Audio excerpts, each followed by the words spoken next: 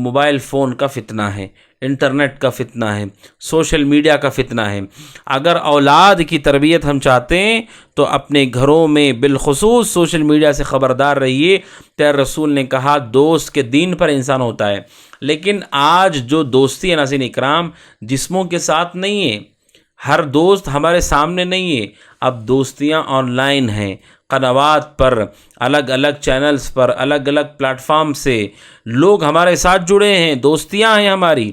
دوستی کا مطلب کیا ہے؟ آپ ان کی بات سن رہے ہیں، آپ ان سے بات کر رہے ہیں۔ آپ دیکھیے جتنے چینل کو آپ نے سبسکرائب کیا ہے، آپ جڑے ہوئے ہیں، آپ نے دوستی کی ہے ان لوگوں سے، آپ کو وہ بتا رہے ہیں، آپ کو وہ سنا رہے ہیں، آپ کو وہ سمجھا رہے ہیں۔ دوست کیا کرتا ہے؟ دوست آپ سے بات کرتا ہے، آپ کو سمجھاتا ہے، یہ دوستیاں ہیں۔ یا باقاعدہ شخصیتوں سے انٹرنیٹ کے ذریعے سے کانٹیکٹ میں ہے وہ۔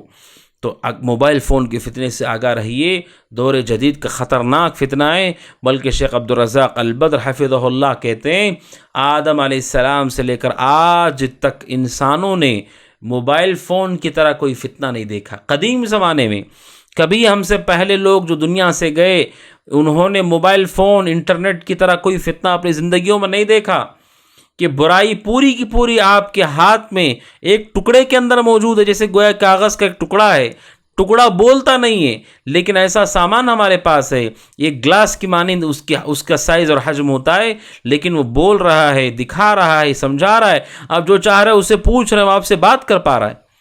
اتنا بڑا فتنہ ناظرین اکرام، اولاد کی تربیت کے لیے اس اصول کا خیال رکھیے کہ موبائل فون کا استعمال کیسے کیا جا رہا ہے، کن چیزوں میں کیا جا رہا ہے۔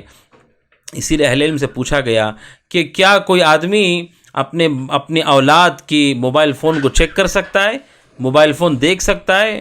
اہل علم نے کہا دیکھنا جائز نہیں بلکہ آپ کی ذمہ داری ہے، آپ کے بچوں کا موبائل آپ دیکھیں۔ آخر کیا وجہ ہے کہ موبائل فون کو لاک کیا گیا ہے؟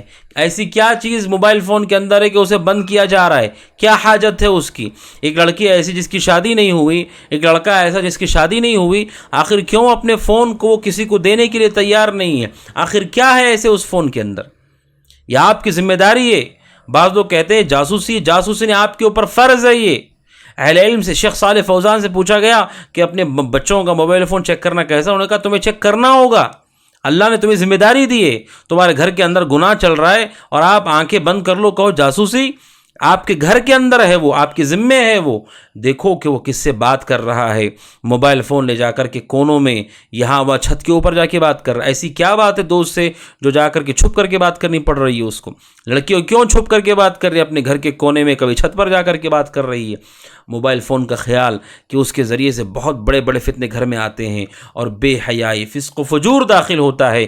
بلکہ ہونا تو یہ چاہیے ناظرین اکرام کہ اب ماں باپ اپنے بچوں کو اس بات کا پابند کریں کہ رات کا حصہ جیسے سونے کا وقت ہو جائے موبائل فون کو جمع کیا جائے، کوئی فون استعمال کرتے ہوئے نہ سوئے۔ کیا ضرورت ہے اس کی؟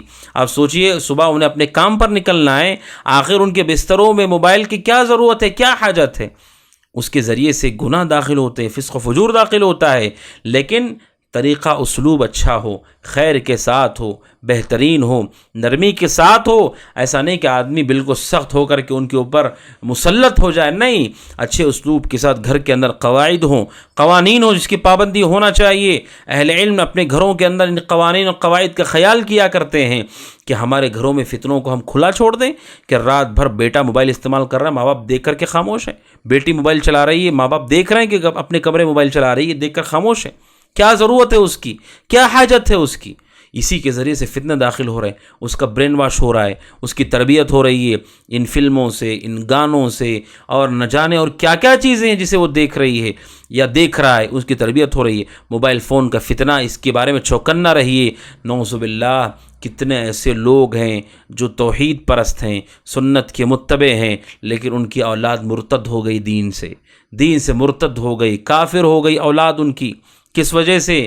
کوئی گھر غیر مسلم نہیں آیا، کوئی کافر گھر میں نہیں آیا۔ کہاں سے مرتد ہو گئی؟ اسی سوشل میڈیا کے پلیٹ فارموں سے جہاں سے وہ جڑے ہوئے تھے لوگوں کے ساتھ، اور نتیجہ یہ کہ ایسے چینل کو فالو کر رہے تھے جو ملحد تھے، زندیق تھے، بے دین تھے، اسلام چھوڑ چکے تھے، ایسے لوگوں کو فالو کیا، نتیجے میں اسلام دل سے ایمان نکل گیا، خارج ہو گیا۔